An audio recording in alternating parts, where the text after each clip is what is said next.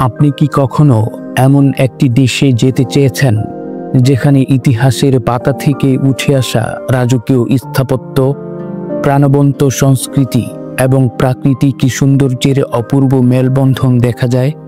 আজ আমরা জানব এমনই একই বিস্ময়কর দেশ উজবেকিস্তান সম্পর্কে। উজবেকিস্তান শুধু একটি দেশ নয়, এটি পৃথিবীর ইতিহাসে এক গুরুত্বপূর্ণ অধ্যায়।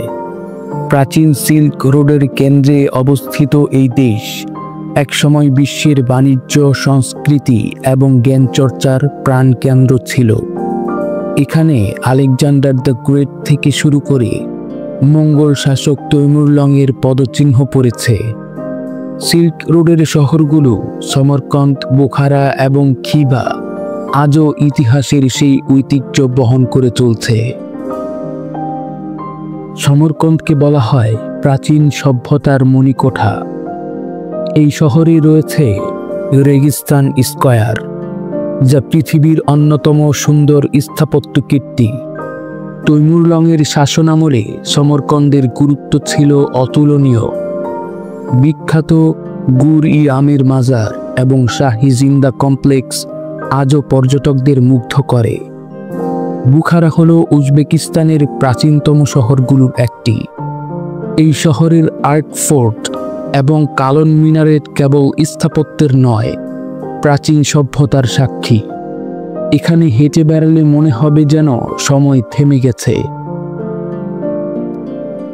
খিভা শহরটি যেন একটি জীবন্ত জাদুঘর। এর পুরোপুরি সংরক্ষিত ইচানকালা বা ওল্ড টাউন অংশটি ইউনেস্কো ওয়ার্ল্ড হেরিটেজ সাইটের মর্যাদা পেয়েছে। খিভার সরু গলি, মাটির তৈরি মিনার এবং নীল টাইলস দিয়ে মোড়া মসজিদগুলো আপনাকে অতীতের রঙিন জগতে নিয়ে যাবে। উজবেকিস্তান এক সাংস্কৃতিক মহোৎসবের দেশ। এখানকার নৃত্য, সঙ্গীত এবং পোশাক দেখে মনে হবে যেন রঙের ঝলকানি। আর তাদের আতিথেয়তা, এটি তো বিশ্বজুড়ে বিখ্যাত। উজবেকিস্তানে গেলে আপনি কেবল অতিথি নন, পরিবারের একটি অংশ হয়ে উঠবেন। উজবেকিস্তানের খাবার যেন এক স্বাদময় যাত্রা। পলো বা উজবেকিস্তানের বিখ্যাত বিরিয়ানি, সামসা যা তাদের বিশেষ এক ধরনের পিঠা, এবং লাগমান নামক সুস্বাদু নুডল স্যুপ আপনাকে বারবার মুগ্ধ করবে।